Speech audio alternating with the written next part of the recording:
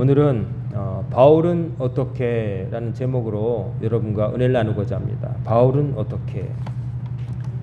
성경에 등장하는 수많은 인물 가운데 참 바울처럼 드라마틱한 삶을 산 사람이 또 있을까 하는 생각을 해보게 됩니다.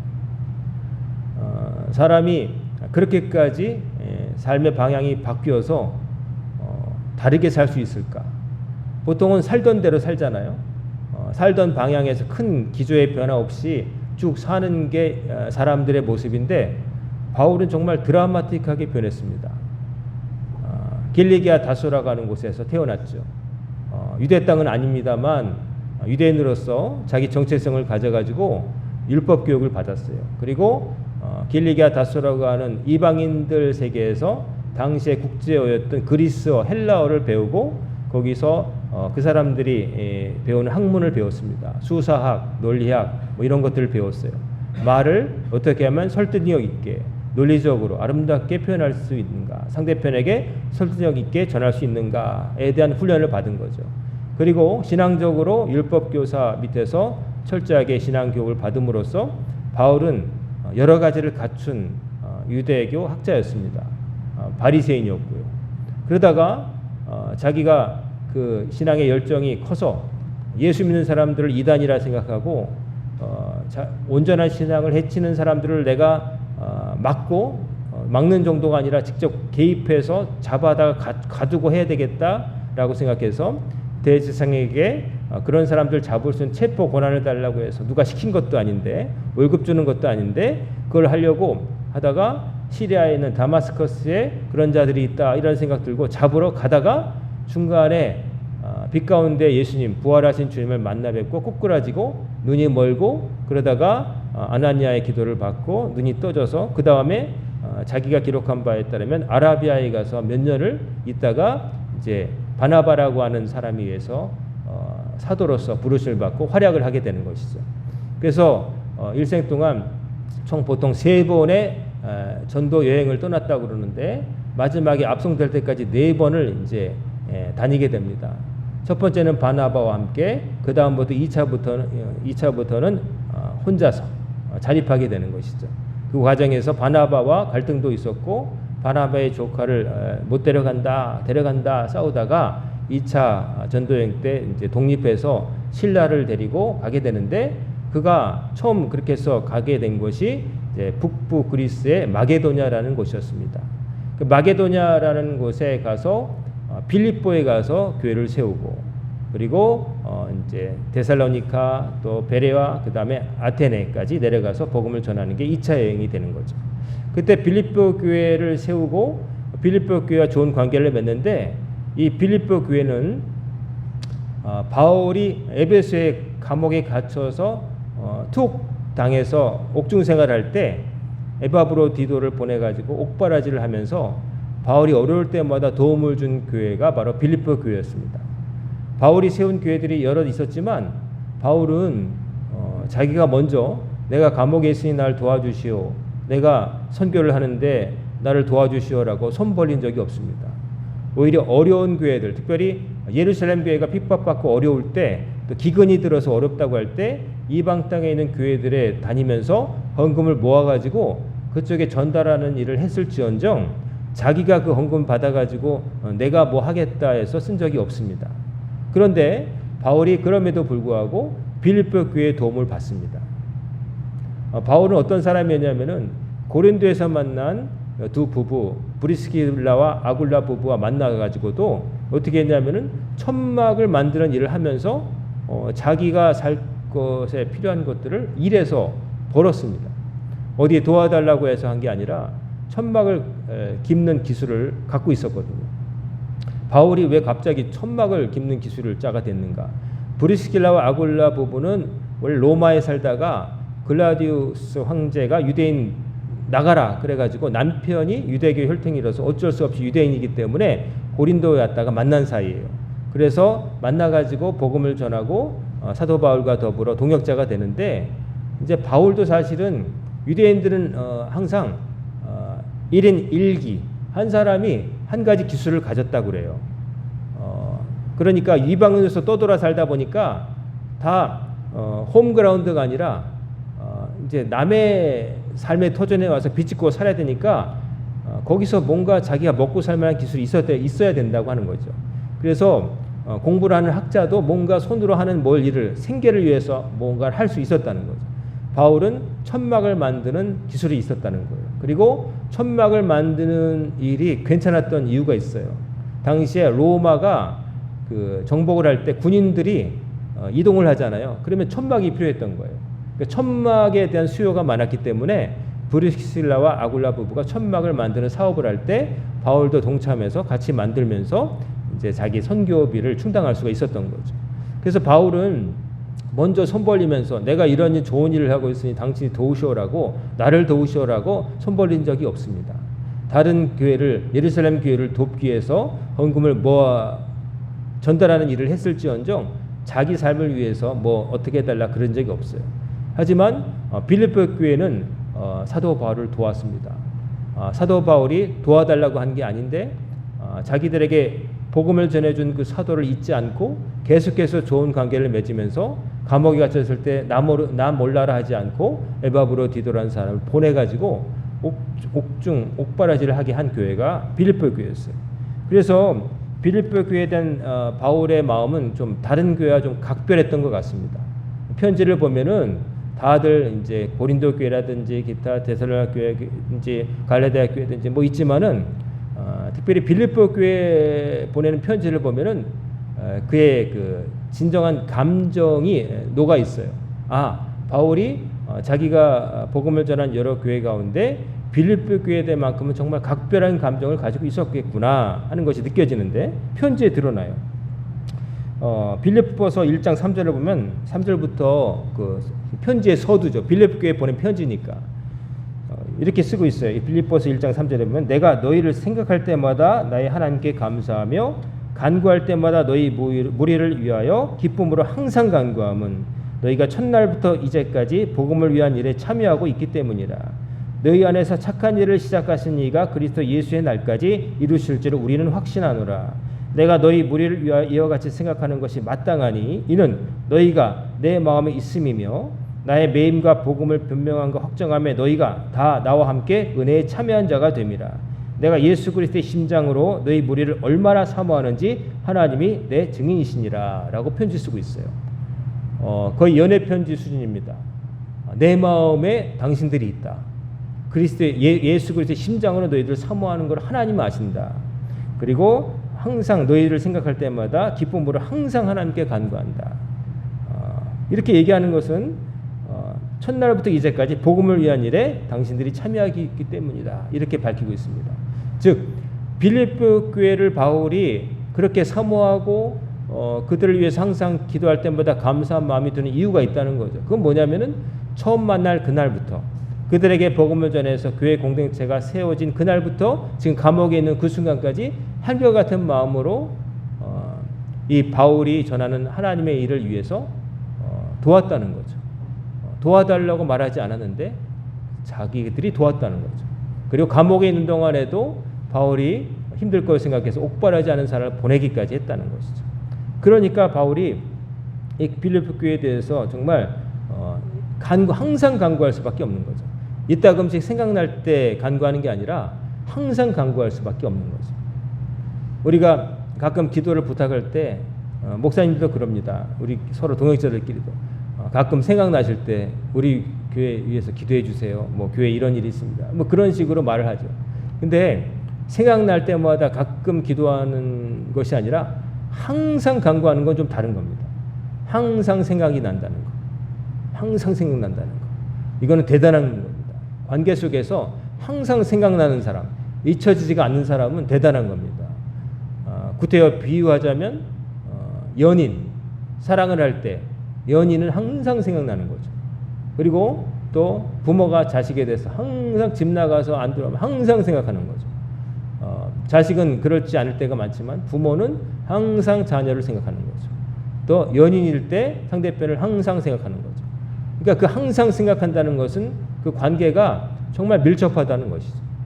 그래서 빌립보 교회에 또 여러 가지 좀 문제가 있기도 하고 그렇지만 기본적인 논조는 바울이 감옥에 있으면서 빌립보 교회 성도들에게 생각나는 마음으로 감사하다는 표현을 한 겁니다. 감사하다는 거.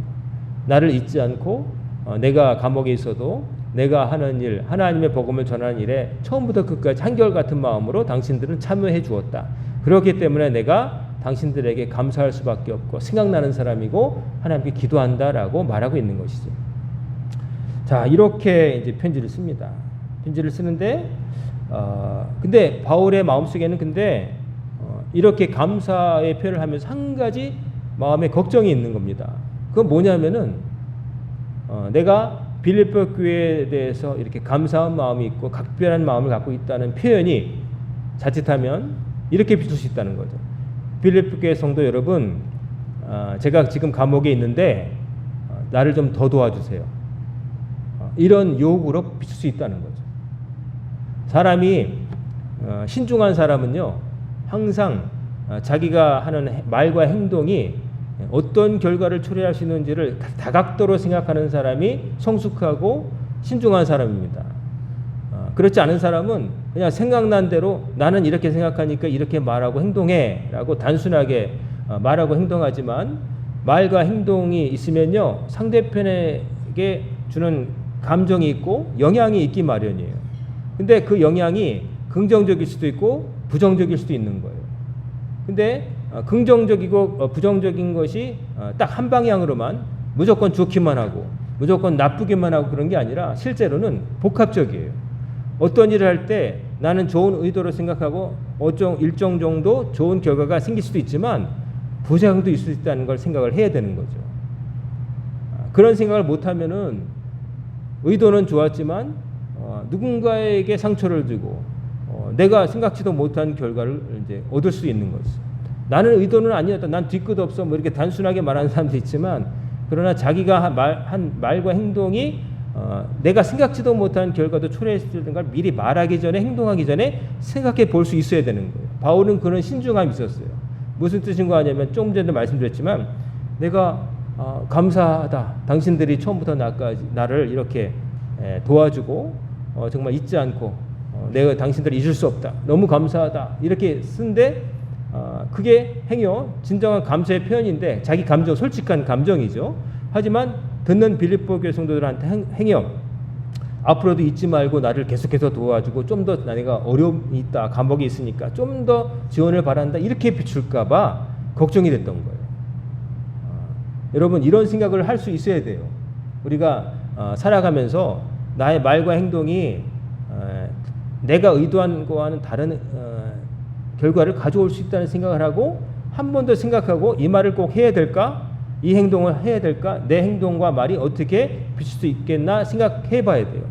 그런 걸 못하면은 이제 구설수에 오르게 되고 억울한 일도 가끔 당하게 되는 겁니다. 나는 의도가 전혀 그게 아니었는데 어떤 사람은 그렇게 그 자리에 있는 사람이 그렇게 보이는 거예요. 오해한 거지만 그러나 그 사람 입장에서는 그렇게 보일 수도 있고 결과적으로 실제로 그런 결과를 초래할 수도 있는 거예요. 나는 그런 걸 원하지 않지만. 그래서 바울이 여기서 이제 뭐라고 쓰냐면은 이런 얘기를 합니다. 11절에 내가 궁핍함으로 말하는 것이 아니니라. 내가 지금 감옥에 있는데 아주 여러 가지 어렵고 힘들기 때문에 당신들한테 감사하다는 말을 쓰고 편지를 쓰고 이런 게 아니라는 것을 밝히고 있어요. 구태여 안 밝혀도 될 것 같지만 이런 얘기를 하고 있어요. 이 말은 뭐냐면은 내가 궁핍함으로 말하는 것이 아니니라. 어떠한 형편이든지 나는 자족하기를 배웠다고 말합니다. 어떠한 형편인지 나는 스스로 만족하는 법을 배웠다고 얘기합니다. 이 말은 뭐냐면은 내가 사도로서 복음을 전한 일을 위해서 지금 감옥에 있고 그렇지만 내가 사도로서 사는 것은 형편이 괜찮으면 하고 형편이 어려우면 중단하고 그런 게 아니라는 거죠. 바울은 사도로서 긍지가 정말 투철한 사람이었습니다. 하나님께서 주신 사도 직분에 대한 긍지가 정말 누구보다도 높은 사람이었어요. 그래서 때로 하나님께서 주신 좋은 마음을 가지고 도움을 받고 그랬긴 했지만 그러나 그것이 내가 어렵기 때문에 사람들을 의지하고 내가 당신들의 도움이 필요하다고 SOS 무전 치는 거 아니라는 것을 말하는 거예요. 그렇게 말함으로써 빌립보 교회 성도들이 바울이라고 하는 사도가 그저 어떻게 보면 감정에 의해서 우리에게 복음을 전해 고마운 분 어렵다고 그러니까 아이고 안 됐네 이런 마음이 아니라 복음을 진정한 복음을 전해주는 사도로서 계속해서 여겨주기를 바란 거죠. 똑같이 흔들리고 똑같이 아파하고 똑같이 막 그러면 어떻게 그 사람 믿을 수 있겠어요? 지도자로서. 리더는요, 지도하는 사람은요, 저 앞에 낭떠러지가 있어도 어머나 낭떠러지가 있네 하고 같이 놀라는 사람이 되면 안 되는 거예요. 좀 힘들겠네? 그러나 가는 길이 있어 라고 말할 수 있어야 되는 거예요. 따라오는 사람은 아이고 머니나 이런 생각이 할 수 있죠. 근데 앞에 앞장서는 사람이 자기도 아이고 머니나 그러면요 따라가는 사람들이 어떻게 하겠어요? 불안해서 따라가겠어요? 리더, 가이드, 앞장서는 사람은 담대해야 돼요. 그런 상황이 있어도 웃을 수 있어야 되고 다른 사람이 걱정하는 것을 나 혼자 걱정할지언정 너희들도 같이 이 걱정거리에 동참해서 나만 죽겠으니 막 이렇게 말하는 게 아니에요. 그게 리더예요. 사도 바울이 그 감옥에 갇히고 매를 맞고 막 때로는 막 절벽에 막 이제 구렁텅이에 막 넣기도 하고 매 맞고 거의 죽을 뻔했는데 살아나기도 하고 막 그런 일을 배 난파를 당하고 막 뱀의 독사에 물리기도 하고 뭐 매를 맞기도 하고 그랬지만 바울은 그것 때문에 내가 못 살겠다 못하겠다 그런 얘기를 하지 않습니다. 항상 오히려 그 다른 교회들 걱정을 해요. 지금도 감옥에 있는 건 바울인데 바울은 감옥 밖에 있는 빌립보 교인들을 위해서 기도하고 있다고 얘기하는 거예요. 어떻게 보면 아니 감옥에 있는 사람이 무슨 감옥에 바깥에 있는 사람이 바울을 위해서 기도해야지 무슨 감옥에 갇힌 사람이 기도해. 근데 바울은 자기는 감옥이라고 하는 장벽이 자기를 가둘 수 없다는 말을 하고 있는 거예요. 그거는 자기 잘난 체 그러면 나는 대단하다라고 말하고 싶은 거 그게 아니에요. 보고 배우라는 거예요. 당신들도 나처럼 돼야 된다는 말을 하는 거예요. 뭐냐면은 어떤 형편인지 나는 자족하기를 배웠노니 나는 비천에 처할 줄도 알고 풍부에 처할 줄도 알아. 모든 일 곧 배부름과 배고픔과 풍부와 궁핍에도 처할 줄 아는 일체의 비결을 배웠노라. 자, 이 말은 뭡니까? 배고파도 나는 견딜 수 있고 배가 불러도 교만하지 않고 나는 나에게 주어진 하나님의 길을 가는 사람입니다. 저는 지금 당신들에게 감사하다고 편지 쓰지만 그건 정말 감사한 일이고 내 감정의 표현이지만 그렇다고 해서 내가 이렇게 편지를 감사하다고 하는 표현이 나를 더 도와달라고 하는 구걸 행위는 아니라는 걸 말하는 거죠. 부담 갖지 말라는 거예요. 그 얘기를 하고 있는 거예요. 그러면서 바울이 어떻게 보면 빌립보 교인들과 자기 사이에 거리감을 약간 두는 것 같이 여기지만 진짜 목적은 그게 아니라 당신들도 그러해야 됩니다. 가난하고 배부르고 이런 것들 빈부에 처해도 변하지 않는 믿음을 가지고 여러분에게 주어진 길을 갈 수 있어야 됩니다라는 것을 지도자로서 보여주는 거예요. 지도자는 보여주는 사람이 되어야 돼요. 나를 따라온 사람들에게 길을 보여주는 사람이 되어야 되지 본을 보여야지 같이 흔들려 버리고 같이 막 우왕좌왕하고 그러면 그 사람 뒤에 따라간 사람은 멀미납니다. 뒷모습이 듬직해야지. 앞은 설령 인간이기 때문에 약간 얼굴을 찌푸리더라도 나를 따라온 사람 볼 때 뒤로 돌아볼 때는 웃을 수 있어야 되는 게 지도자인 거예요. 사도 바울이라고 해서 감옥에 있는 게 늘 좋고 감옥이 더 편해 그러진 않았겠죠. 얻어맞고 자유를 제한당하고 그게 뭐가 좋겠어요. 하지만 거기가 편하다고 말하는 게 아니라 감옥의 장벽도 내 사도 직분을 막을 수 없다. 내가 하려는 하나님께서 주신 일을 막을 수 없다. 이보다 더 힘들어도 나는 복음을 전할 것이고 또 뭐 잘 돼서 내가 좀 편안해도 나는 변치 않고 내 일을 할 거다. 내가 그런 사람이다. 나는 이렇게 사는데 당신들도 내가 가르쳤으니 당신들도 그렇게 살아라라고 보여주는 거예요. 믿고 신뢰할 수 있는 지도자로서 복음을 전해준 사람으로서 그걸 보여주는 거예요. 구약에 아굴의 기도라고 우리 성도들이 좋아하는 그 있어요. 아굴의 기도라고 이제 있는데 참 사람들이 좋아하죠. 잠언 30장에 보면은 아굴의 기도 이렇게 돼 있어요. 아굴이라는 사람이 이런 기도를 했다는 거죠. 잠언 30장 7절부터 9절 보면 내가 두 가지를 주께 구하였사오니 내가 죽기 전에 내게 거절하지 마시옵소서. 곧 헛된 것과 거짓말을 내게서 멀리하옵시며 나를 가난하게도 마옵시고 부하게도 마옵시고 오직 필요한 양식으로 나를 먹이시옵소서. 혹 내가 배불러서 하나님을 모른다 여호와가 누구냐 할까 하오며 혹 내가 가난하여 도둑질하고 내 하나님의 이름을 욕되게 할까 두려함이니이다 라고 기도했다는 거죠. 가난하게도 마옵시고 부하게도 마옵시고 참 좋죠. 근데 인생이 그렇습니까? 덥지도 춥지도 않은 아주 쾌적한 날씨만 지속됩니까? 그렇진 않죠. 아구리한 사람의 기도의 의미는 알 수가 있어요. 너무 없어가지고 3일 굶어서 남의 집 담장 안 놓는 사람 없다. 그리고 사람이 또 가지게 되면 부유해가지고 배부르서 은혜를 모르고 교만해지기 쉽다. 인간의 약점을 얘기하는 거죠. 극단적인 경우에 처했을 때. 인간이 그렇다는 거 솔직한 인정이에요. 너무 부해도 사람이 그 부유함 속에 취해가지고 그게 전부인 줄 알고 살거나 혹은 또 너무 가난해서 마음이 옹졸해지고 오직 나의 생존만을 위해서 그냥 살다가 끝나거나 그렇게 되잖아요. 그렇게 되기를 바라는 사람은 아무도 없죠. 그래도 한 가지 택한다면 차라리 부한 게 낫다. 속으로는 그렇게 생각하죠. 하지만 바울의 기도는 아굴의 자문의 기도보다 한 걸음 더 나간 거죠.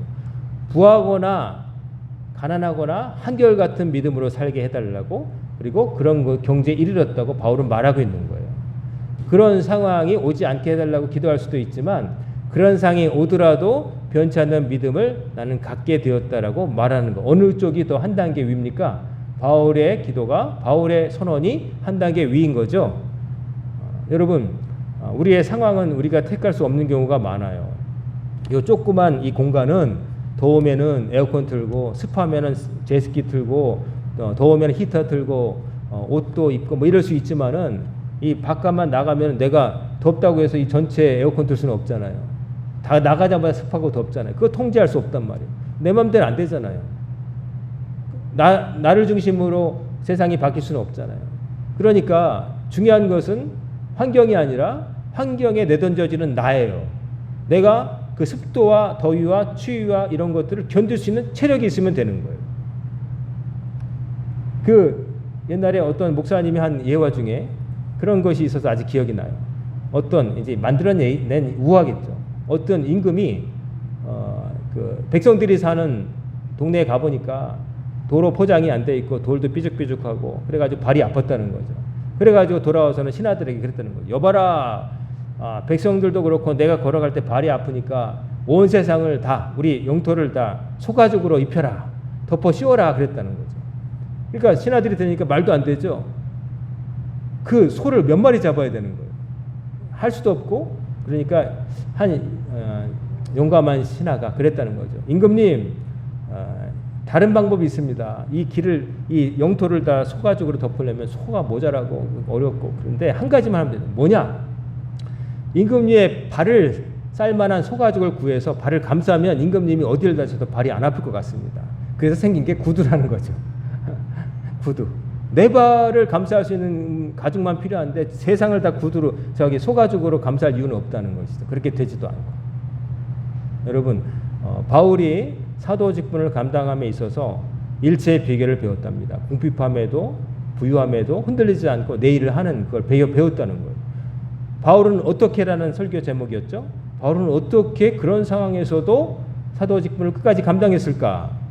그에게는 일체의 비결, 가난함이나 부유함이나 흔들리지 않고 할 수 있는 비결이 있었다는 거죠. 그게 뭐냐면은 내게 능력 주시는 자 안에서 내가 모든 일을 감당할 수 있다. 하나님이 바울에게 뭘 줬어요? 그런 모든 환경에도 굴하지 않고 자기 일을 감당할 수 있는 능력을 주셨다는 거예요. 그래서 그 모진 어려움 속에서도 복음을 전했다는 거죠. 난파를 당하고 매를 맞고 독사에 물리고 억울함을 당하고 재판에 불려가고 그렇게 했지만 그러나 모진 순환 속에서도 자기 직분을 복음을 전하는 일을 끝까지 감당할 수 있었던 것은 하나님이 나에게 능력을 주셨기 때문이라는 거죠. 그런데 우리 궁금증이 있죠. 어떻게 하면 그런 능력이 생깁니까? 묻고 싶잖아요. 바울은 그랬다는데 바울은 그러면 어떻게 하면 그런 능력이 생길까? 그게 궁금해야 될 거 아니겠어요? 바울이란 분은 그렇게 했다는데 그럼 나는 이런 생각을 해야죠. 당연히. 바울은 그랬다는데 바울은 어떻게? 하나님 주신 능력으로. 그러면 나는 어떻게? 하나님 주신 능력으로 나도 이 악하고 험한 세상을 버티고 믿음을 지키며 살아야 되겠는데 그럼 어떻게? 하나님 능력을 받을 수 있을까? 성경에 보면은 이제 다 찾아보면 답이 있습니다. 역대하를 보면은 역대하 16장을 보면 이런 사건이 기록되어 있어요. 이제 남유다 아사 왕이 있는데 북이스라엘의 바하사가 이제 야 우리하고 동맹 맺어가지고 저기 아수르 좀 같이 막아내자. 그랬더니 남유다 임금 아사가 나 그럴 생각 없는데 그러니까 북이스라엘 왕 바하사가 그래 본때를 보여주겠어. 그래가지고 시리아 아람의 벤하닷과 더불어서 이제 쳐들어오려고 합니다. 그럴 때 아사가 오히려 이제 벤하닷에게 뇌물을 주고 외세를 끌어들여서 이제 그 북이스라엘의 침공 의지를 꺾어버려요. 그래가지고 북이스라엘이 라마라는 곳에 이제 벽돌을 쌓고 막 그러다가 도망가 버려서 남유다 임금 아사가 그 북이스라엘이 남겨두고 간 벽돌 가지고 오히려 성을 쌓고 그랬다는 얘기가 있어요. 그때 하나님의 선지자 하나니라고 하는 사람이 찾아와서 아사 왕에게 그래요. 당신은 어떻게 하나님께 기도하지 않고 인간에게 그렇게 의지합니까? 이 아사 왕은 자기가 병들었을 때도 하나님께 기도한 게 아니라 좋은 의사 찾아봐라 그랬던 사람이에요. 그러면서 하나니가 한 말이 이런 말을 합니다. 여호와의 눈은 온 땅을 두루 감찰하사 전심으로 자기에게 향하는 자들을 위하여 능력을 베푸시나니 이 일은 왕이 망령되이 행하였은즉 이후로부터 왕에게 전쟁이 있으리이다. 이렇게 경고했다는 거예요. 자, 여기에 답이 있어요.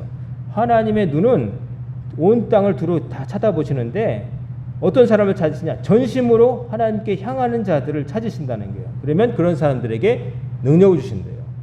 자, 전심으로 하나님께 향하는 자.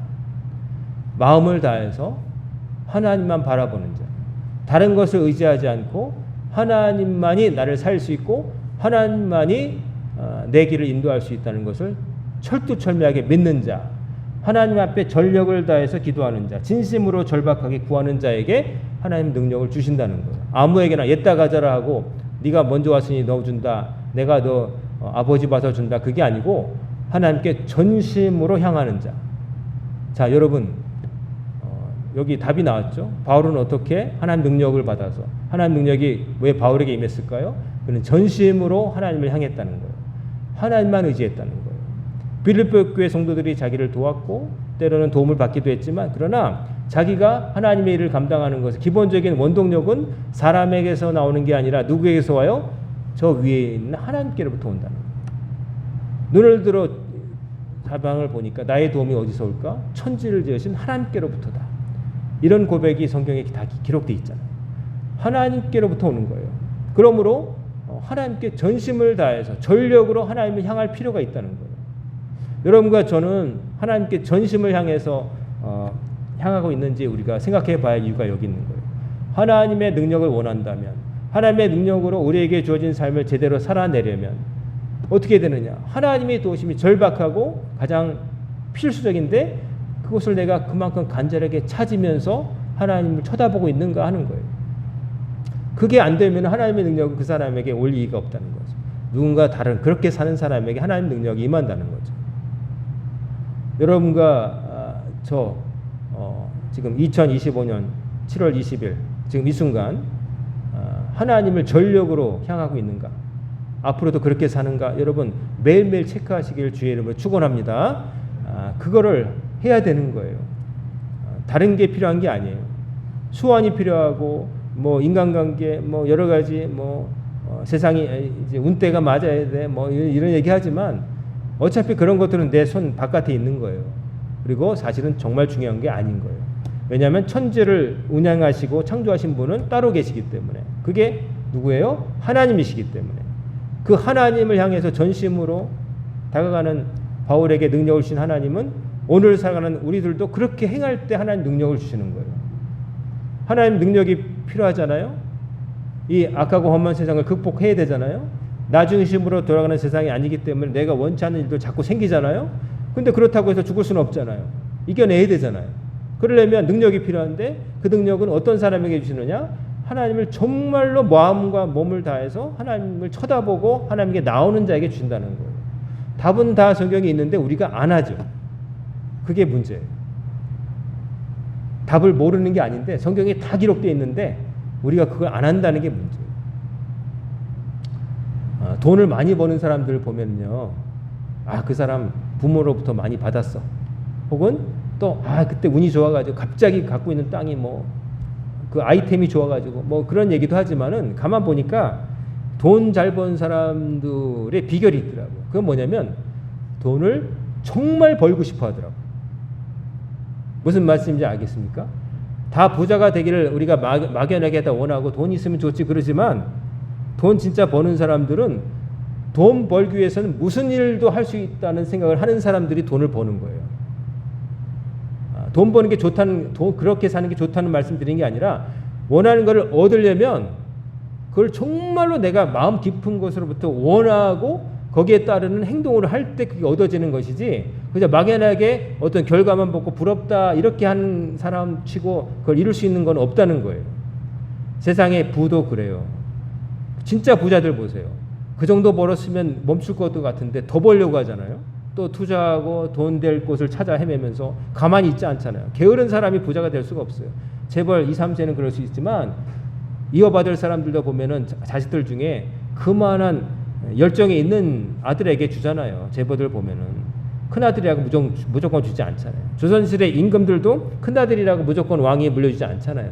이 나라를 틀어쥐고 이끌고 나갈 열망과 권력력도 있어야 되고 능력도 있는 자에게 주려고 하잖아요. 여러분, 하나님의 능력이 있어야 우리가 승리할 수 있는데 그러면 하나님께서 능력 주시기를 우리가 정말로 바라야 되는 거예요. 하나님 아니시면 나는 답이 없는 인생이라는 것을 깨닫고 절박해야 되는 거예요. 절박하지 않으면 우리 몸이 움직이질 않아요. 정말로 원하는가? 정말로 원하는가? 그 원하는 것을 위해서 지불해야 될 대가를 두려워하면 안 되는 거예요. 그 대가가 원하는 것보다 더 크다고 생각되면 우리는 안 움직여요. 부자가 되고 싶어요. 하지만 잠을 안 자야 돼요. 더워도 일해야 돼요. 근데 그거 싫어. 그러면 돈 안 버는 거예요. 부자가 되는 건 똑같이 원하는 것 같지만 그러나 정말 부자가 된 사람은 돈을 벌려면 이 더위에도 내가 움직여야 돼라고 해서 나가는 사람이 하루 일당을 버는 거예요. 정말 그냥 막연하게 바라는 것과 정말 내가 정말로 그걸 원하는가를 구별해야 돼요. 그리고 정말로 원할 때 그걸 거머쥘 수 있는 거예요. 세상 일도. 하물며 우리가 천성을 가는 그 목표도 정말로 원하는가? 그저 하루하루 그냥 배 안 아프고 몸 안 아프고 뭐 그저 이런 것에 그냥 있다가 언젠가 세상 떠나면 그게 다다 이렇게 생각하는 사람은 천국을 소망하지 않기 때문에 천국을 얻을 수가 없어요. 천국은 침노하는 자의 것이라고 하잖아요. 정말로 천국 얻기 위해서 그냥 침범하는 자, 막 영토를 손을 넘는 자, 그걸 넘으려면 힘들고 괴롭고 죽을 수도 있지만 모험을 거는 자에게 그게 오는 거예요. 미인은 용기 있는 자의 것이라고 그런 얘기가 있죠, 옛날부터. 저 여자 되게 예쁜데, 근데 내 가진 거 가지고는 콧방귀도 안 낄 거야. 이러면 말 한번 못 걸어보고 그냥 모르는 사람 되는 거죠. 하지만 나는 못생겼지만 그러나 누가 알아. 그리고 좋았다고 할 수도 있잖아. 그리고 나 자신 있어. 무모하게 달리는 사람 그래도 말이라도 걸어보는 거고. 그러다가 뭐 당신 아니요 하면 그렇지만 아무것도 안 해본 사람보다 나은 거 아니에요. 혹시 알겠어요? 자기에게 다른 매력이 있을지. 정말로 원하는가?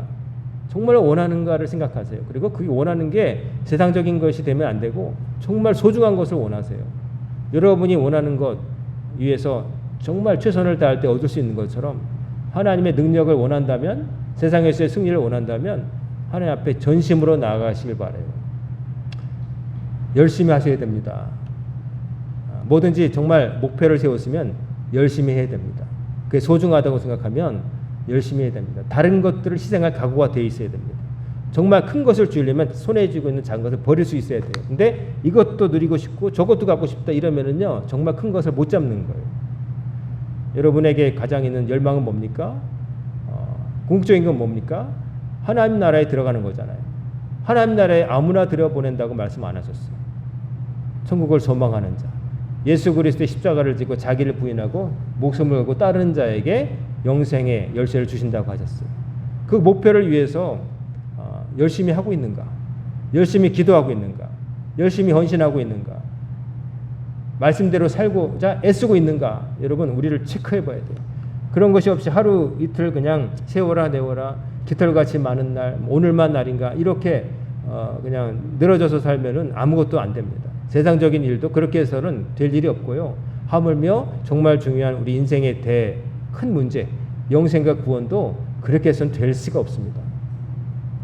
여러분에게 성경을 볼 수 있는 눈이 있을 때 성경을 보시고, 여러분이 들을 수 있는 귀가 있을 때 하나님의 말씀을 들으시고, 여러분이 주를 위해서 움직일 수 있는 건강과 손과 발이 있을 때 주를 위해서 부지런히 마일리지를 쌓아두세요. 그게 양이 문제냐? 양이 문제입니다. 양이 쌓여야 질적인 변화가 생깁니다. 아무것도 안 하고 언제 한번 반짝해서 되는 거 없습니다. 운동 잘하는 사람들 천부적인 재능도 있지만은 그러나 보이지 않게 정말로 애쓰는 사람이 탑에 오르는 거예요. 우리나라에 왔던 그 호나우두인가 그 사람 바가지를 먹었죠. 노쇼.